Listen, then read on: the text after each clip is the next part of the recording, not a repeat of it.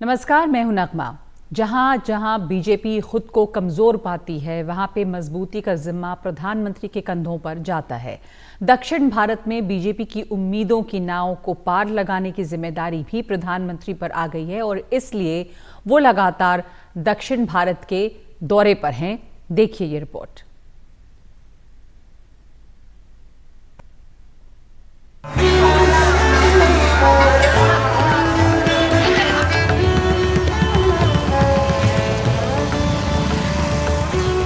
दुनिया की नजरें इन दिनों अयोध्या की ओर हैं, जहां 22 जनवरी को प्रधानमंत्री नरेंद्र मोदी के हाथों से रामलला की प्राण प्रतिष्ठा होने वाली है। लेकिन उससे पहले प्रधानमंत्री मोदी खुद दक्षिण भारत में हैं।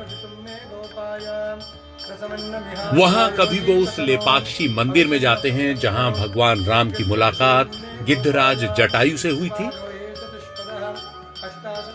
तो कभी केरल में त्रिशूर के श्री गुरुवयूर मंदिर में जो भगवान कृष्ण के रूप हैं। मान्यता का है कि यहीं पास में भगवान श्री राम का जटायु से संवाद हुआ था। दक्षिण भारत की स्थानीय पहचान और अस्मिता से खुद को जोड़कर प्रधानमंत्री नरेंद्र मोदी किस मकसद को साध रहे हैं? क्या एक प्रधानमंत्री के तौर पर वो उत्तर और दक्षिण भारत के सांस्कृतिक संबंधों को मजबूत बनाने वाला जोड़ बनना चाहते हैं? क्या प्रधानमंत्री मोदी दक्षिण भारत को ये संदेश देना चाहते हैं कि उनकी कितनी अहमियत है? या प्रधानमंत्री मोदी इस दक्षिण कनेक्शन से उधर भी लोकसभा चुनावों में शानदार जीत हासिल करना चाहते हैं, जिससे बीजेपी का मिशन 400 पूरा हो सके? प्रधानमंत्री मोदी विशुद्ध दक्षिण भारतीय परिधानों में ही नजर आए। केरल के त्रिशूर में गुरुवयूर मंदिर में भगवान श्री कृष्ण की पूजा अर्चना के बाद त्रिप्रयार के रामास्वामी मंदिर में प्रधानमंत्री मोदी पहुंचे। वहां भी परंपरागत परिधानों में ही वो दिख रहे थे। रामास्वामी मंदिर में भगवान राम की 6 फीट ऊंची प्रतिमा है, जिसमें भगवान चतुर्भुज रूप में दिखते हैं। आप जानते हैं कि अयोध्या में श्री राम के भव्य मंदिर में प्राण प्रतिष्ठा से पूर्व मेरा 11 दिन का व्रत अनुष्ठान चल रहा है। ऐसी पुण्य अवधि में यहां ईश्वर से साक्षात आशीर्वाद पाकर मैं धन्य हो गया। अयोध्या जाने से पहले प्रधानमंत्री मोदी 4 दिन में 3 दक्षिण भारतीय राज्यों का दौरा कर रहे हैं। इसी कड़ी में शुक्रवार को वो चेन्नई पहुंचेंगे, जहां के प्रमुख मंदिरों में उनके दर्शन पूजन की खबर है। ये भी खबर है कि वो रामेश्वरम भी जाएंगे, जो 12 ज्योतिर्लिंगों में से एक है और जिसकी स्थापना खुद भगवान राम ने की थी। प्रधानमंत्री नरेंद्र मोदी तिरुचिरापल्ली के श्री रंगनाथ स्वामी मंदिर में भी दर्शन करेंगे। प्रधानमंत्री मोदी अरिचल मुनई और कोतांडरम स्वामी मंदिर का भी दर्शन और पूजन करने वाले हैं। जिस तेजी से प्रधानमंत्री नरेंद्र मोदी दक्षिण की परंपराओं से खुद को जोड़ रहे हैं, उसकी झलक उन्होंने काफी पहले दे दी थी। ये मेरा सौभाग्य है कि जितना प्यार मैंने तमिलनाडु को किया है, तमिल लोगों ने हमेशा उसे और ज्यादा करके मुझे वापस लौटाया है। इस पूरी कड़ी में देखिए तो रामलला की प्राण प्रतिष्ठा के लिए प्रधानमंत्री मोदी ने 12 जनवरी से अनुष्ठान किए और वो कई राज्यों में उन सभी पवित्र स्थलों से जुड़ते दिखे जिनसे भगवान राम का सीधा संबंध रहा है। 12 जनवरी को नासिक में उस कालाराम मंदिर में गए, जहां पंचवटी में वनवास के दौरान भगवान राम रहे थे। 16 जनवरी को आंध्र प्रदेश के लेपाक्षी पहुंचे, जहां सीता को ढूंढने के क्रम में भगवान राम की मुलाकात गिद्धराज जटायु से हुई थी। 17 जनवरी को केरल में भगवान राम के चतुर्भुज रूप वाले रामास्वामी मंदिर में गए और 19 जनवरी को सेतु बंधन वाले रामेश्वरम में पहुंचेंगे, जहां से भगवान राम लंका गए थे। तमिलनाडु से बीजेपी को भले ही एक भी सीट न मिली हो, लेकिन वहां से आने वाले एल मुरुगन को प्रधानमंत्री मोदी ने अपनी कैबिनेट में राज्य मंत्री बनाया। पोंगल के मौके पर प्रधानमंत्री मोदी उनके घर पहुंचे और पूरे विधि विधान के साथ नए वर्ष के उस त्योहार को मनाया। तमिलनाडु से दिल्ली की दूरी भले ही 2500 किलोमीटर है, लेकिन शुद्ध परंपरागत तमिल परिधान में मोदी ने दिल्ली से ही तमिलनाडु को अपने भावुक रिश्तों की डोर से बांधने की कोशिश की है। Bureau report, NDTV India.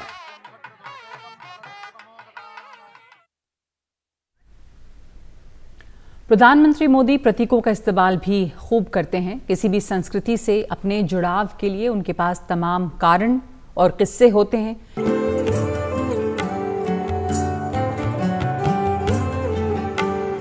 पहले श्री गुरुवयूर मंदिर में प्रधानमंत्री मोदी ने परंपरागत एक वस्त्र में दर्शन किए।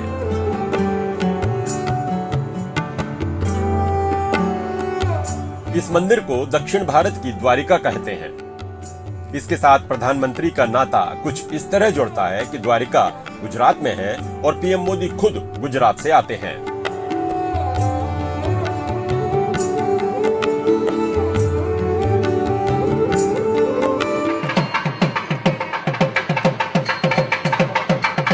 दर्शन के बाद प्रधानमंत्री मोदी मलयालम फिल्मों के सुपरस्टार सुरेश गोपी की बेटी की शादी में पहुंचे। वहां बिल्कुल केरल के किसी आम आदमी की तरह वैसे ही परिधान में प्रधानमंत्री मोदी की इन तस्वीरों ने लोगों का दिल जीत लिया।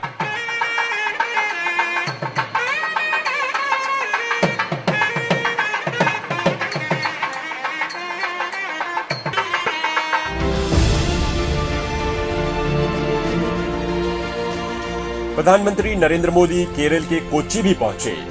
वहां उनकी चुनाव सभा का नजारा पूरी तरह राममय था। मंच पर पीछे भगवान राम की तस्वीर लगी थी। वहीं पीएम मोदी को धनुष बाण दिया गया, जिसके बगैर भगवान राम की छवि अधूरी लगती है। प्रधानमंत्री मोदी ने केरल के लोगों से भी अपील की है कि वो 22 जनवरी को भगवान राम के लिए श्रद्धा का एक दिया जरूर जलाएं। 22 जनवरी को प्राण प्रतिष्ठा अयोध्या में होगी, लेकिन श्री राम ज्योति उस दिन शाम को देश के घर घर में जलेगी।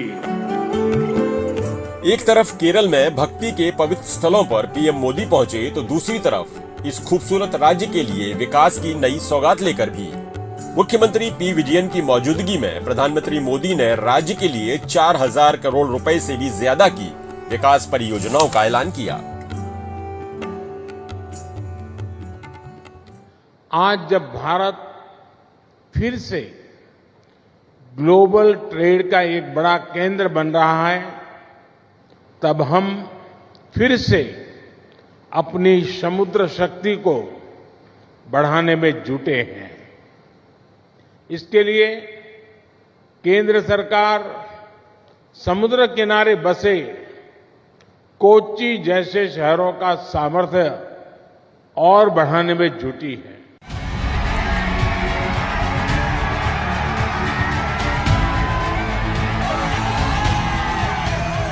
आप देखिए कि नए साल में 7 लोक कल्याण मार्ग से निकलने के बाद प्रधानमंत्री सबसे पहले दक्षिण की तरफ गए। 2 जनवरी को वो तमिलनाडु में थे। तमिलनाडु पिछले साल प्रधानमंत्री मोदी की ही एक पहल के कारण सुर्खियों में आया, जब वहां चोल साम्राज्य के राजदंड को नए संसद भवन की लोकसभा में स्पीकर के आसन की दाहिनी तरफ लगाया गया।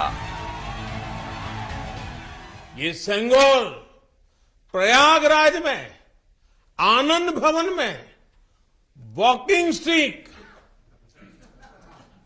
यानी पैदल चलने पर सहारा देने वाली छड़ी कहकर प्रदर्शनी के लिए रख दिया गया था।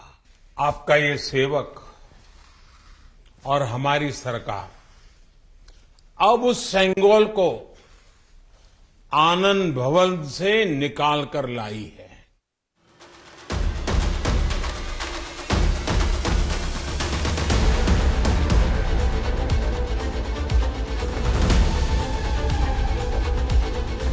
नए साल की 3 जनवरी को केरल से होते हुए प्रधानमंत्री मोदी लक्षद्वीप पहुंचे।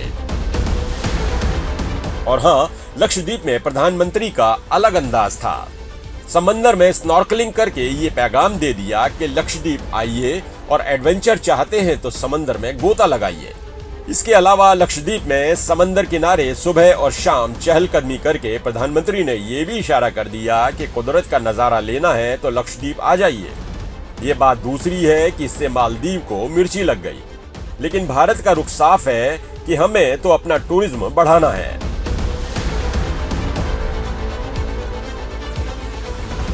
पहाड़ों को चुने, चाहे समुद्र के किनारों को चुने, चाहे वन क्षेत्रों को चुने या फिर बेहतरीन होटलों को चुने, आपके पास जब भारत में ये सब व्यवस्थाएं हैं तो उसका आनंद लें और भारत को आत्मनिर्भर राष्ट्र बनाने में मदद करें।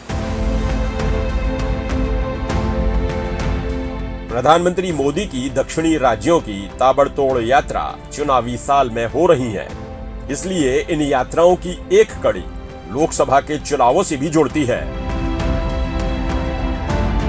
एनडीटीवी इंडिया की रिपोर्ट।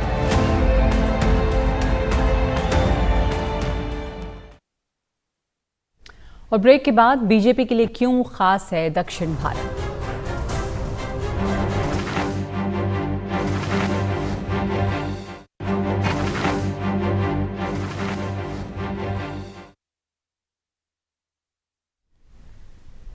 और ये साल चुनाव का साल है और प्रधानमंत्री मोदी प्रधानमंत्री पद पर रहने की हैट्रिक लगाना चाहते हैं। जिस तरह दक्षिण भारत पर लगातार उनका फोकस है, उसमें सवाल है कि क्या दक्षिण भारत उन्हें जीत का तोहफा देगा।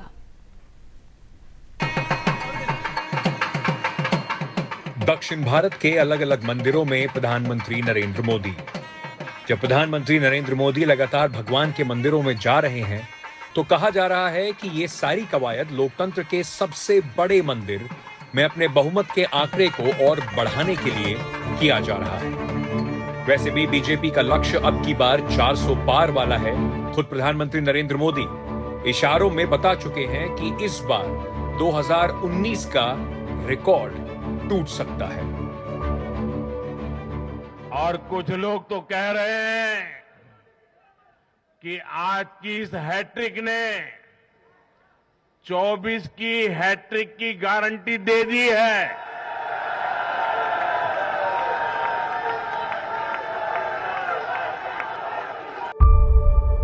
पिछली बार 303 सीटों की शानदार जीत मिली तो इसके पीछे पूरे उत्तर भारत का मोदीमय हो जाना था।